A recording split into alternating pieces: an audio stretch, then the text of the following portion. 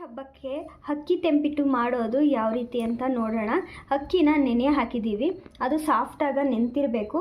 1 ಅವರಿಂದ 2 ಅವರು ನೆಂತಿರಬೇಕು. ಇದನ್ನು ನಾವು ಇವಾಗ ಇದನ್ನು ಸೋರು ಹಾಕೋಬೇಕು, ಅಂದರೆ ನೀರನ್ನ ತೆಗಿಬೇಕು.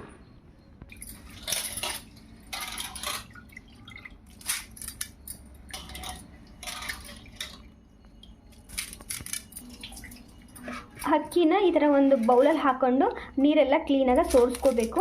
ಸ್ವಲ್ಪನೂ ನೀರಿನ ಅಂಶ ಇರಬಾರ್ದು ಇದರಲ್ಲಿ. ಅಕ್ಕಿ 1-2 ನಿಮಿಷ ಸೋರು ತಗೊಂಡಿರಬೇಕು. ಈಗ ಮಿಕ್ಸಿ ಜಾರಿಗೆ ಹಾಕ್ಕೋಬೇಕು ಪೌಡರ್ ಮಾಡ್ಕೊಳ್ಳೋದಕ್ಕಂತ. ತರತರಿಯಾಗಿ ಪೌಡರ್ ಮಾಡ್ಕೋಬೇಕು.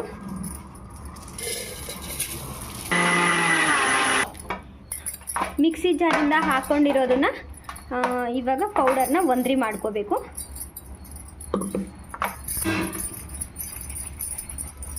ಈ ಥರ ಗಂಟು ಬರ್ತಾ ಇರೋದನ್ನು ಕ್ಲೀನಾಗಿ ಕೈಯಲ್ಲಿ ಸ್ವಲ್ಪ ಪುಡಿ ಮಾಡ್ಕೊತ ಒಂದ್ರಿ ಇಟ್ಕೋಬೇಕು. ಚೆನ್ನಾಗಿ ಹಸಿಟ್ಟನ್ನ ಈ ಥರ ಒಂದ್ರಿ ಇಟ್ಕೊಂಡಿರಬೇಕು. ಇಲ್ಲಿ ಅರ್ಧ ಸೇರು ಅಕ್ಕಿನ ಪುಡಿ ಮಾಡಿ ಇಟ್ಕೊಂಡಿರೋದು, ಅದರಲ್ಲಿ 1/4 kg ಅಷ್ಟನ್ನ ಬೆಲ್ಲದ ಉಂಡೆನ ತೊಗೊಂಡಿದ್ದೀವಿ. ಈಗ ಅದು ಬೆಲ್ಲದ ಉಂಡೆನ ಈಗ ಪುಡಿ ಮಾಡ್ಕೋಬೇಕು. ಬೆಲ್ಲ ಮತ್ತು ಅಕ್ಕಿ ಹಿಟ್ಟನ್ನ ಕ್ಲೀನಾಗಿ ನಿಧಾನಕ್ಕೆ ಕಲಿಸ್ಕೋಬೇಕಿದು. ಇದಕ್ಕೆಲ್ಲ ನೀರು ಹಾಕಬಾರ್ದು. ಚೆನ್ನಾಗಿ ಮಿಕ್ಸ್ ಮಾಡ್ಕೋಬೇಕು.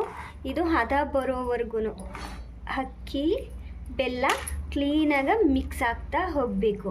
ನಾವು ಇದರಿಂದನೇ ಕಲಿಸ್ತಾನೆ ಉಂಡೆ ಕಟ್ಟೋ ಅಷ್ಟು ಸ್ಟೇಜಿಗೆ ಬರಬೇಕು. ಇದು ಕ್ಲೀನಾಗಿ ನಾದ್ಕೋಬೇಕು.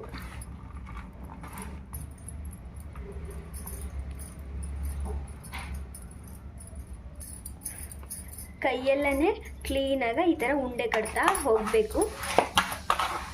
ಮೊದಲನೇದು ಅಕ್ಕಿ ತೆಂಬಿಟ್ಟು ರೆಡಿ ಆಯಿತು. 2ನೇ ತೆಂಬಿಟ್ಟು ಕೂಡ ರೆಡಿ ಆಯಿತು. ಈಗ ಇನ್ನೊಂದು. ಎಷ್ಟು ಚೆನ್ನಾಗಿ ನಾವು ಕೈಯಲ್ಲಿ ಮಿದ್ದಿಸಿ ಕಟ್ತೀವೋ ಅಷ್ಟು ಚೆನ್ನಾಗಿ ಬರುತ್ತೆ ತೆಂಬಿಟ್ಟು. 4 ತೆಂಬಿಟ್ಟು ರೆಡಿ ಆಯಿತು. ನಾವೆಲ್ಲ ಚಿಕ್ಕ ಮಕ್ಕಳಿದ್ದಾಗ ಗಣೇಶ ಗೌರಿ ಹಬ್ಬ ಬಂತು ಅಂದರೆ ಸಾಕು, ಕೆರೆ ಹತ್ರ ಹೊಳೆ ಹತ್ರ ಎಲ್ಲ ಹೋಗ್ಬಿಟ್ಟು ಮಣ್ಣೆಲ್ಲ ತೊಗೊಂಡು ಬಂದು ಗಣೇಶ ಮಾಡ್ತಾಯಿದ್ವಿ. ಆವಾಗಿನ ಮೆಮೊರಿ ತುಂಬ ಚೆನ್ನಾಗಿತ್ತು. ಇವಾಗಂತೂ ಗಣೇಶ ಬೀದಿಯಲ್ಲೂ ಕುಂಡ್ರಿಸ್ತಾರೆ. ನಾವೇ ತೊಗೊಂಡು ಬಂದು ಮಣ್ಣನ್ನು ಗಣೇಶನ ಮಾಡಿ ಎಲ್ಲರ ಹತ್ರನೂ ಅಮೌಂಟ್ ಕಲೆಕ್ಟ್ ಮಾಡಿಕೊಂಡು ಪ್ರಸಾದ ನಿಮ್ಮನೇಲಿ ಮಾಡಿ ಸ್ವೀಟ್ ನಾವು ತೊಗೊಂಡು ಬರ್ತೀವಿ ಅಂತೆಲ್ಲ ಮಾಡ್ತಾಯಿದ್ವಿ.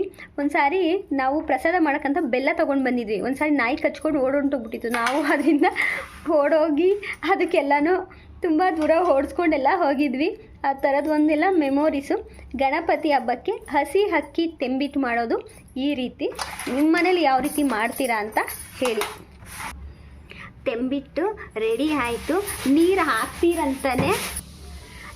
ಹಾಕ್ತೀರಂತಾನೆ ಕಟ್ಟಿರೋದು ಈ ತೆಂಬಿಟ್ಟನ್ನ. ಇದೇ ರೀತಿ ಇರಬೇಕು, ಇಲ್ಲಾಂದರೆ ಅಳತೆ ತಪ್ಪೋಗ್ಬಿಡುತ್ತೆ. ನೋಡಿ ಎಷ್ಟು ಚೆನ್ನಾಗಿ ಬಂದಿದೆ. ಗಣಪತಿಗೆ ತುಂಬ ಇಷ್ಟ ಹಸಿ ಅಕ್ಕಿ ತೆಂಬಿಟ್ಟು.